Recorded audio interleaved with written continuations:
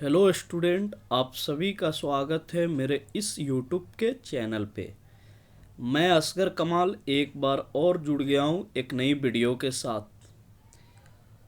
आइए फिर से शुरू करते हैं। अध्याय 2 को हम पढ़ रहे थे, जिसमें हम जानने की कोशिश कर रहे थे कि अंग्रेजी राज्य की स्थापना कैसे होती है हमारे भारत में। तो हमने शुरुआत में पढ़ा था कि कैसे यूरोपियन ट्रेडर्स जो होते थे वो व्यापार करते थे हमारे देश से, और उनको क्या क्या मुश्किलें आती थी ट्रेड करने में शुरुआती दिनों में। और उस मुश्किलों को ख़त्म करने के लिए उन्होंने कैसे एक रास्ते की खोज करने में लग गए, जिसमें सर्वप्रथम वास्को डिगामा 1498 ईस्वी में यानी केप ऑफ गुड होप के रास्ते यानी अफ्रीका के चक्कर काटते हुए वो कहाँ पहुँचते हैं तो कालीकट पहुँचते हैं। कालीकट जो कि हमारे भारत के वेस्ट यानी पश्चिम में पड़ती है। और वहाँ के राजा यानी शासक जो होते हैं वो उनको अनुमति देते हैं कि आप यहाँ से व्यापार कर सकते हैं, और उनको सुरक्षा देते हैं। कौन देते हैं तो कालीकट के राजा देते हैं। फिर वहीं से जब वास्को डिगामा अपने यूरोप लौटते हैं तो वो क्या लेकर जाते हैं, गरम मसाला लेकर जाते हैं। कहाँ से? भारत से, जिसमें उनको 60 गुना यानी 60 टाइम्स उनको मुनाफा होती है यानी प्रॉफिट होती है। यानी यहाँ से जब वो गरम मसाला लेकर जाते हैं यूरोप तो वो बेचते हैं और उससे उनको 60 गुना लाभ होता है, जिससे देखते हुए जो पुर्तगाली नाविक होते हैं और भी उनमें उत्साहित बढ़ती है, और वहाँ से और भी ट्रेडर्स का आने का सिलसिला जारी और शुरू हो जाती है। ठीक है गाइस, तो हमने यहाँ तक पढ़ा था। आइए फिर आगे शुरू करते हैं और आगे बढ़ते हैं।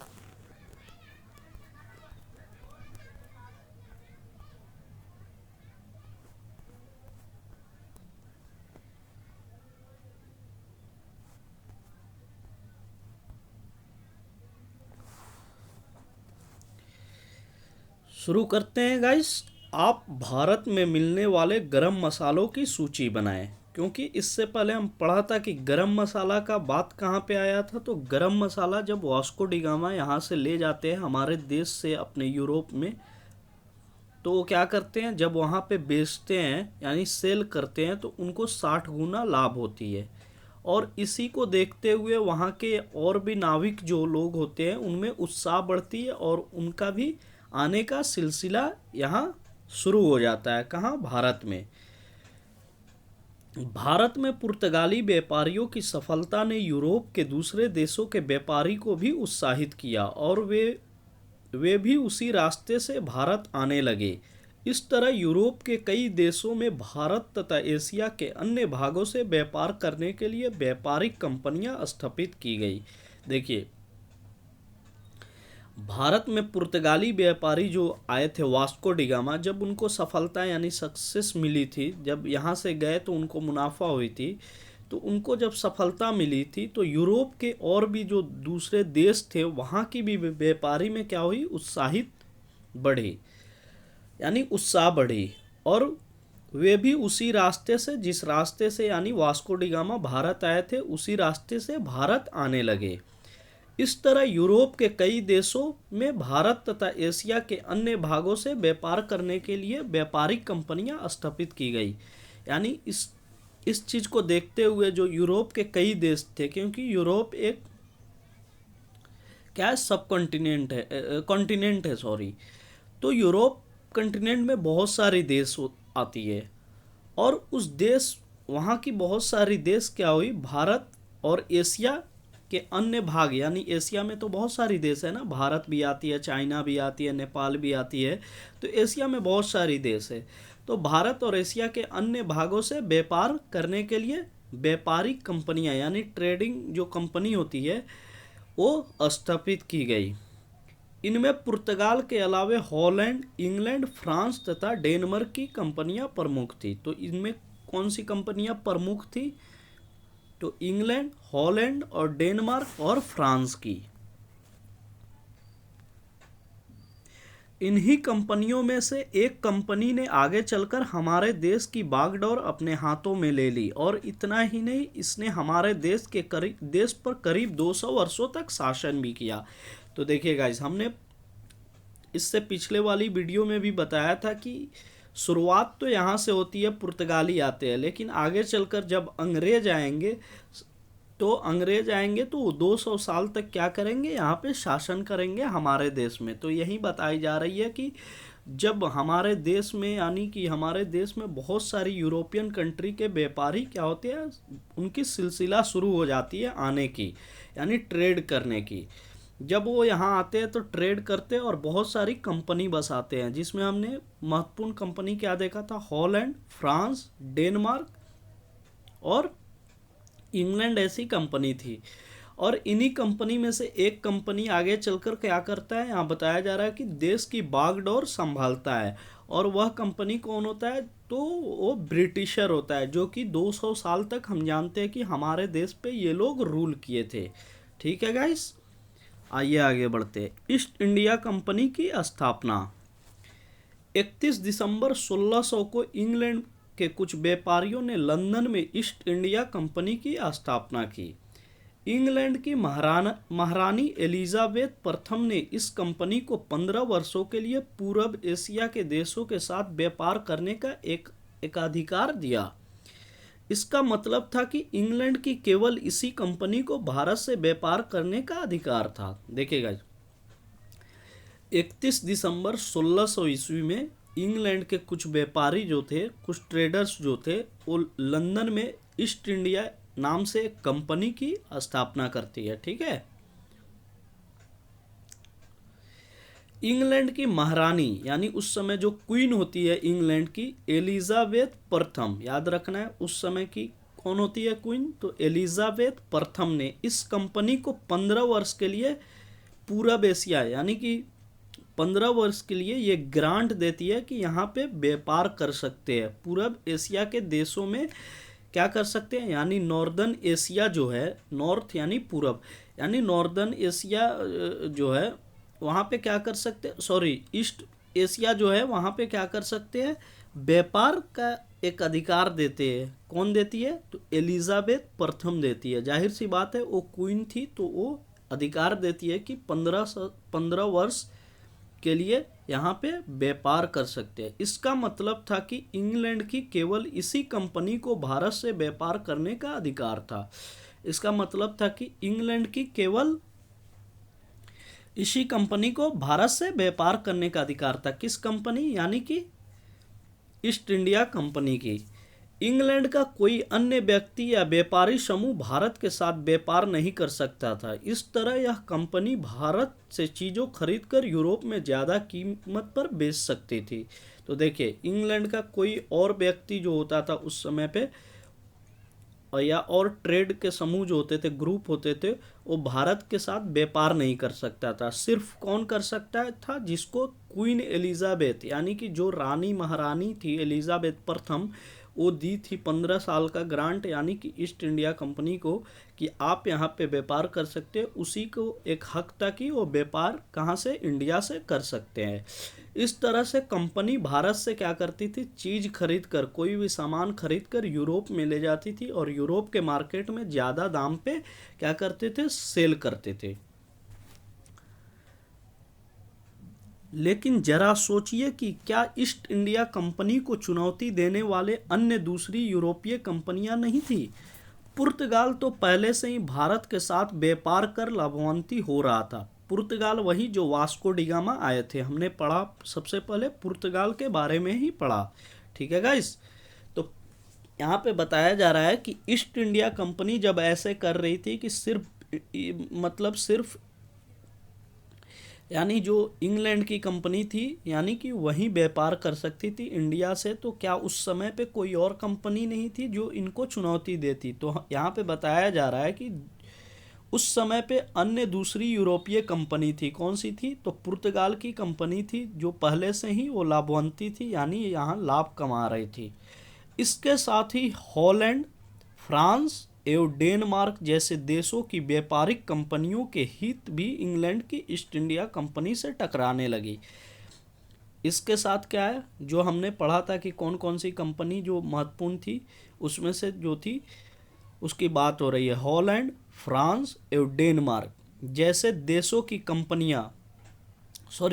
की व्यापारिक कंपनियों के हित भी क्या होती है, इंग्लैंड की ईस्ट इंडिया कंपनी से टकराने लगी। क्योंकि इंग्लैंड की ईस्ट इंडिया कंपनी से इसलिए टकराने लगी क्योंकि जो इंग्लैंड की जो क्वीन थी, उस समय की महारानी थी एलिजाबेथ प्रथम, हमने पढ़ा कि वो एक ग्रांट दी थी 15 साल तक वहाँ से ट्रेड कर सकते हैं, और सिर्फ कौन कर सकती है, तो ईस्ट इंडिया कंपनी, और कोई अन्य व्यक्ति नहीं कर सकता है। जिसके कारण क्या होगी, एक तरह से टकराव पैदा होने लगी। सारी कंपनियां एक जैसी चीज जैसे बारीक सूती कपड़े, रेशम, मलमल, नील, सोडा आदि खरीदती थी। यूरोप में सूती कपड़ों का उत्पादन बिल्कुल ही नहीं होता था। वहाँ सूती कपड़ों का उपयोग गर्मियों में किया जाता था तथा उन्हीं वस्त्रों के अंदर अस्तर के रूप में जाड़ों में भी किया जाता था। तो यूरोप में जो होती थी सूती, जो कपड़ा होता है, कपड़ा में एक सूती होती है जो सॉफ्ट होती है, उसका उत्पादन बिल्कुल इंग्लैंड में नहीं होता था। वहाँ सूती कपड़ों का उपयोग यानी गर्मी में किया जाता था, क्योंकि सूती गर्मी में पहनते आप भी जानते होंगे, और उन्हीं वस्त्रों के अंदर अस्तर के रूप में जाड़ों में भी किया जाता था।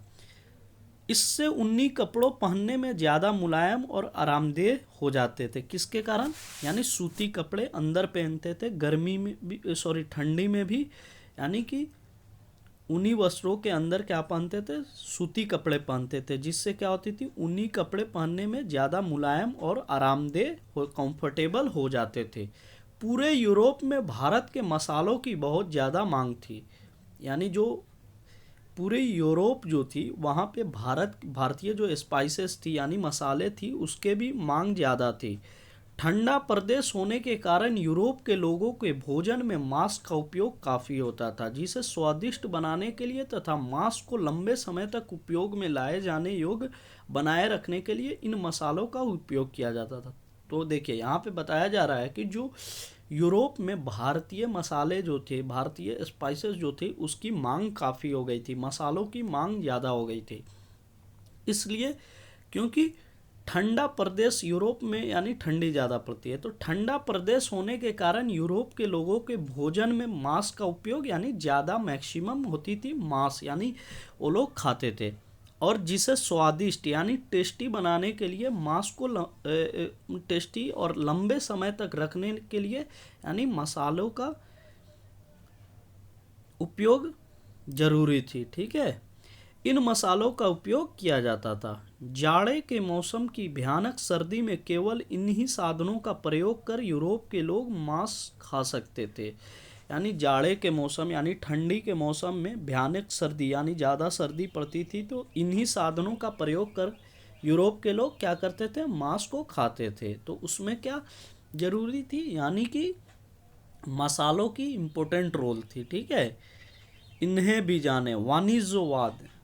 वाणिज्यवाद का मतलब लाभ कमाने के उद्देश्य से की गई व्यापारिक गतिविधियां आती है। इसमें किसी देश की संपदा का अंदाजा उसके पास जमा मूल्यवान धातुओं, विशेष स्वर्ण की मात्रा पर निर्भर करता है। तो वाणिज्यवाद क्या है गाइस, तो वाणिज्यवाद का मतलब है कि लाभ कमाने यानी जो प्रॉफिट कमाने के उद्देश्य से की गई व्यापारिक गतिविधियां यानी ट्रेडिंग जो मूवमेंट होती है, यानी कि ट्रेड होती है प्रॉफिट के लिए सिर्फ, उसको वाणिज्यवाद कहते हैं। ठीक है गाइस, तो हमने यहाँ पे देखा कि कैसे यूरोप में हमारे मसालों की मांग बढ़ गई थी, और मसाले की मांग इसलिए बढ़ गई थी क्योंकि ठंडा प्रदेश होने के कारण वहाँ पे मांस ज़्यादा लोग खाते थे, जिसको टेस्टी बनाने के लिए और लंबे समय तक रखने के लिए मसाले की ज़्यादा ज़रूरत होती थी। सेम उसी तरह से सूती कपड़ों की कितनी ज़रूरी थी वहाँ पे, यूरोप में सूती कपड़े वहाँ होती नहीं थी, क्योंकि गर्मी में ये लोग सूती कपड़ों का उपयोग करते थे, और साथ में ठंडी में भी ऊनी वस्त्रों के नीचे सूती कपड़ों का उपयोग करते थे, जिसे मुलायम और एक तरह से कंफर्टेबल इनको फील होता था। तो देख लिए दोनों का उपयोग कैसे ये लोग करते थे। आगे बढ़ते हैं।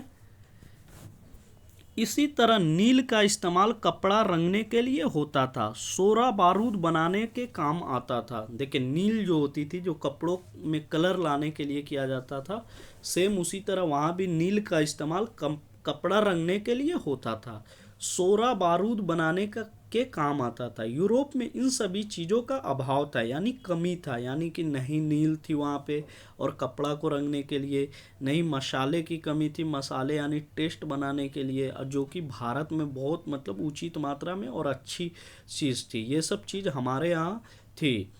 यूरोप में इन सभी चीज़ों का अभाव था। इसके विपरीत यूरोप में उत्पादित बहुत कम ही चीज़ें भारत के लोगों के काम आती थी, इसलिए यूरोप की कंपनियां मुख्य रूप से सोना और चांदी देकर भारत से सामान खरीदती थी।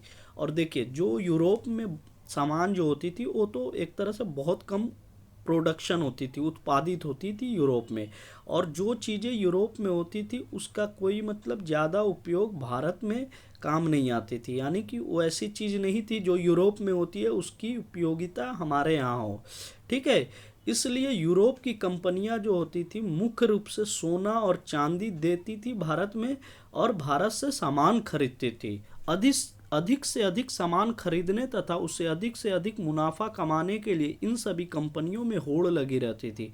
देख रहे हैं कि कितनी सारी कंपनियां हैं, तो ज़्यादा से ज़्यादा प्रॉफिट, जब जानते हैं ज़्यादा कंपनी रहेगी तो एक तरह से कंपैरिजन होगा, एक तरह से एक दूसरे में टकराव होगा कि कौन ज़्यादा पैसे कमाता है। तो उसी तरीके से अधिक पैसे कमाने के ये में इन सभी में होड़ लगी रहती थी। ठीक है, इसका सबसे ज़्यादा फायदा भारत के कारीगरों व छोटे व्यापारियों को होता था। उनका सामान तैयार होने के पहले ही बिक जाया करता था और वह भी काफ़ी अच्छे दामों पे। तो जब जानते हैं कि जब ज़्यादा यानी डिमांड होगी यानी किसी भी सामान या किसी भी चीज़ की, तो क्या होगी, यानी जो प्रोडक्शन करते हैं, मैन्युफैक्चर करते हैं, उनको फ़ायदा होगा। तो उसी तरीके से भारत की जो कारीगर थे उनको फ़ायदा होती थी, क्योंकि उनका उनका जो सामान होता था तैयार होने से पहले ही क्या होता था, बिक जाता था, क्योंकि बहुत सारी कंपनियां थी और सबको ज़रूरत थी। ठीक है, यूरोप के लिए। तो हमने यहाँ तक पढ़ लिया कि यूरोप में बहुत सारी चीज़ों की मांग थी जो कि हमारे पास एबंडेंट यानी कि उचित मात्रा में थी। जैसे नील का इस्तेमाल करना कपड़ों पर, वो हमारे पास था। सूती कपड़ों, तो सूती कपड़े वहाँ होती नहीं थी जो कि हमारे यहाँ थी। फिर मसाले, स्पाइसेस हमारे यहाँ बहुत सारी थी। तो ये सब चीज़ों को वो लोग एक तरह से क्या करते थे, एडमायर करते थे और वो लोग अपने तरफ ले जाने की कोशिश करते थे। ठीक है गाइस, और इसी बीच में इन सारी कंपनियों में एक होड़ लगी रहती थी कि कौन सबसे ज़्यादा प्रॉफिट कमाता है। ठीक है गाइस, तो इस चीज़ में प्रॉफिट कौन कमाता है इसका होड़ लगा रहता था। इससे क्या होता था, जो इंडियन जो कारीगर होते थे, जो मैन्युफैक्चर करते थे, जो सामान को उत्पादित करते थे, बनाते थे, उनको फ़ायदा होता था, क्योंकि उनकी सामान मतलब रेडी होने से पहले ही बिक जाती थी। ठीक है, क्योंकि उसकी जब डिमांड होती है तो सप्लाई ज़्यादा होगी, तो डिमांड जब ज़्यादा होगा तो उससे क्या होगा, फ़ायदा होगा। तो इस तरीके से आइए आगे पढ़ते हैं। मगर इस होड़ का एक दूसरा पक्ष भी था। जो कंपनी ज़्यादा वस्तुएं लेकर यूरोप के बाजार में जाती थी उससे ज़्यादा मुनाफा होता था। साथ ही अगर एक ही तरह की वस्तुएं एक से ज़्यादा कंपनी बेचती थी तो उस वस्तु की कीमत बाजार में कम हो जाती थी। देखिए यहाँ पे कुछ कंडीशन भी थी। देखिए जो कंपनी यानी इतनी सारी कंपनी थी, उसमें जो कंपनी ज़्यादा सामान यानी वस्तुएं लेकर यूरोप जाती थी उसे क्या होता था, ज़्यादा मुनाफा यानी प्रॉफिट होता था, फ़ायदा ज़्यादा होता था। साथ ही अगर एक ही तरह की वस्तु मतलब एक ही सामान की तरह दूसरी सामान दो सामान ले जाते हैं, मतलब एक ही तरह की वस्तुएं एक से ज़्यादा, ठीक है, कंपनी बेचती थी तो उसे वस्तु की कीमत बाजार में कम हो जाती थी। ठीक है गाइज, इसलिए ये कंपनियां हमेशा इस प्रयास में रहती थी कि दूसरी कंपनी को मुकाबले से बाहर कर दे, और इससे क्या होता था कि कंपनी को एक तरह से हेट होती थी और चाहते थे कि दूसरी कंपनी को बाहर निकाल दे यानी कि ख़त्म कर दे वो। इस तरीके से ये लोग के बीच कंपटीशन होती थी। ठीक है गाइज, क्योंकि आप भी जानते हैं कि जब एक ही सामान एक ही तरह की वस्तु ज़्यादा से ज़्यादा कंपनी बेचेगी, मान लो एक छोटी सी सामान पेन है और वो पेन आती है बाहर से आ रही है, उसको 10 लोग एक ही जगह बेच रहे हैं, तो क्या होगा, वो सामान की कीमत क्या होगी, मूल्य कम हो जाएगी। उसी तरीके से वहाँ पे होती थी कि कीमत में यानी कीमत कम हो जाती थी। और इससे क्या होती थी कि कंपनी में एक तरह से क्या होती थी, एक दूसरे के लिए एक तरह से हेट पैदा हो जाती थी। ठीक है गाइस। ज़्यादा मुनाफा कमाने तथा बाजार पर एकाधिकार करने की होड़ में इन कंपनियों के बीच हिंसात्मक झगड़े भी होने लगे। और जानते हैं कि जब हेट होगी, यानी कि एक तरह से एक दूसरे से जब हेट होने लगेगी, तो क्या होगी कि ज़्यादा मुनाफा कमाने के चक्कर में क्या होगा कि एक दूसरे से झगड़े होंगे। और इसी तरीके से यहाँ पे होती थी, क्योंकि जो मेन वो थी ये एम थी हर कंपनी की कि हम ज़्यादा कमाए मुनाफा। तो जब हम ज़्यादा कमाए मुनाफा तो एक दूसरे को क्या करेंगे, गलत ये से देखेंगे, जिसके कारण क्या होगा, एक दूसरे में लड़ाई होगी और हिंसात्मक झगड़े भी यहाँ पे होती है। तो हमने यहाँ तक देख लिया कि कैसे यूरोपियन कंपनी जो थी, इतनी सारी कंपनियां में एक तरह से कंपटीशन पैदा होने लगी। ठीक है गाइस, आगे देखते हैं। आजकल की व्यापारिक कंपनियां ज़्यादा से ज़्यादा मुनाफे कमाने के लिए क्या करती है, इन कंपनियों के द्वारा जो माल भारत में खरीदा जाता था उसे जहाज़ों पर लादे जाने तक सुरक्षित रखने की आवश्यकता थी। यह खरीदा गया माल फैक्ट्री में रखा जाता था। उस वक्त इस शब्द का अर्थ वस्तुएं बनाने की जगह से न होकर एक ऐसे गोदाम से था जिसकी कीलेबंदी हो सके। देखिए अब उस समय पे कंपनियां जो होती थी, व्यापारिक कंपनियां होती थी, वो ज़्यादा से ज़्यादा यानी अधिक से अधिक मुनाफे कमाने के लिए क्या क्या करती थी। तो आइए देखते हैं कि क्या रोल होता था इनको, मतलब ज़्यादा से ज़्यादा मुनाफा कमाने के लिए ये लोग आपस में क्या करते थे। तो आइए पढ़ते हैं। इन कंपनियों के द्वारा जो माल भारत में खरीदा जाता था उसे जहाज़ों पर लादे जाने तक सुरक्षित रखने की आवश्यकता होती थी। जो कंपनियां यानी माल भारत से खरीदा जाता था उसे क्या करते थे, जहाज़ पे ले जाते थे, तो उसको सुरक्षित लाद कर ले जाने की आवश्यकता होती थी। यह खरीदा गया माल फैक्ट्री में रखा जाता था, और जो खरीदा गया माल होता था उसको फैक्ट्री में क्या करते थे, रखते थे। उस वक्त इस शब्द का अर्थ वस्तुएं बनाने की जगह से न होकर एक ऐसे गोदाम से था जिसकी किलाबंदी हो सके। उस वक्त जो था इस शब्द का अर्थ क्या होता था कि फैक्ट्री में रखा जाता था। इसका अर्थ ये होता था कि वस्तुएं बनाने की जगह से ना होकर उसे एक गोदाम में रखा जाए, जिसको किलेबंदी ये लोग करते थे। ठीक है, जो दीवारों से घिरा हो और जहां आक्रमणकारी यानी जो लूटने का एक तरह से उन लोगों के माइंड में रहता था, आक्रमणकारी से बचाव हो सके, तो वो लोग क्या करते थे, किलेबंदी करते थे, घेराव करते थे चारों तरफ से, और वहां अपनी सामान क्या करते थे, स्टोर करते थे। इन फैक्ट्रियों की सुरक्षा के लिए सैनिकों की भर्ती की जाती थी, और ये फैक्ट्री जो बनाते थे ये लोग, उसकी सुरक्षा यानी सिक्योरिटी के लिए सैनिकों की भर्ती करते थे, जिन्हें यूरोपीय तरीकों से ट्रेनिंग दी जाती थी। जिन्हें क्या किया जाता था, यूरोपियन तरीकों से ट्रेनिंग दी जाती थी। संख्या में कम होने के बावजूद ये सैनिक नियमित ट्रेनिंग की वजह से कई भारतीय राज्यों के सैनिक के मुकाबले ज़्यादा दक्ष होते थे। यानी संख्या में कम होने के बावजूद ये सैनिक नियमित ट्रेनिंग की वजह से कई भारतीय राज्यों की सैनिक के मुकाबले ज़्यादा दक्ष होते थे। ठीक है गाइस, तो इस तरीके से ये लोग क्या करते थे, मुनाफा कमाने के लिए क्या करते थे, फैक्ट्री में रखते थे सामान और वहाँ पे किलेबंदी करते थे। और किलेबंदी इसलिए करते थे क्योंकि यहाँ पे आक्रमणकारी लूटपाट नहीं करे इनके सामानों को, और फैक्ट्रियों को सुरक्षा रखने के लिए ये क्या करते थे, तो सैनिक की भर्ती करते थे जो देखभाल करती थी इनके सामानों की। और उनको ट्रेनिंग जो सैनिक को दिया जाता था, यूरोपीय तरीकों से ट्रेनिंग देते थे ये लोग कि कैसे सामान को सुरक्षित रखना है, देखभाल करना है। संख्या में कम होने के बावजूद ये सैनिक नियमित ट्रेनिंग की वजह से कई भारतीय राज्यों के सैनिक के मुकाबले ज़्यादा दक्ष होते थे। तो देखिए गाइज, हम यहाँ तक पढ़ लिए कि कैसे जो कंपनी थी वो एक तरह से एक कंपटीशन ये लोग के बीच पैदा होती है, फिर ये लोग मुनाफा कमाने के चक्कर में कैसे होड़ लगी रहती है। फिर हमने देखा फर्स्ट चीज़ की क्या क्या चीज़ जो थी जो हमारे भारत में उचित ये में पाई जाती थी और उस चीज़ की कमी थी यूरोप में, जो ये लोग यानी ले जाने की होड़ मची रहती थी। ठीक है गाइस, तो हमने पढ़ा कि जैसे कि बहुत सारी सामान जैसे सूती वस्त्र, नील हो गया, स्पाइसेस हो गया, ये सब चीज़ की अलग अलग उपयोगिता थी, आवश्यकता थी वहाँ पे। जैसे स्पाइसेस की उपयोगिता देखें कि वहाँ पे ठंड प्रदेश होने के कारण वहाँ पे लोग ज़्यादा मांस खाते थे, और मांस को टेस्टी बनाने के में क्या काम आती है, तो स्पाइसेस काम आती है। तो उस तरीके से ये सब चीज़ के बारे में हमने जाना। ठीक है गाइज, तो छोटी वीडियो रखते हैं। आई होप आपको वीडियो अच्छी लगी हो, तो चैनल को सब्सक्राइब कीजिए, बेल आइकन को बजाइए, और ज़रूर मेरे इस वीडियो को शेयर कीजिए आप अपने दोस्तों के साथ, आप अपने भाई बहनों के साथ जो यानी पढ़ाई करते हो। ठीक है गाइस, तो रखते हैं छोटी वीडियो। चलिए, thank you so much guys, अगली वीडियो में मिलते हैं।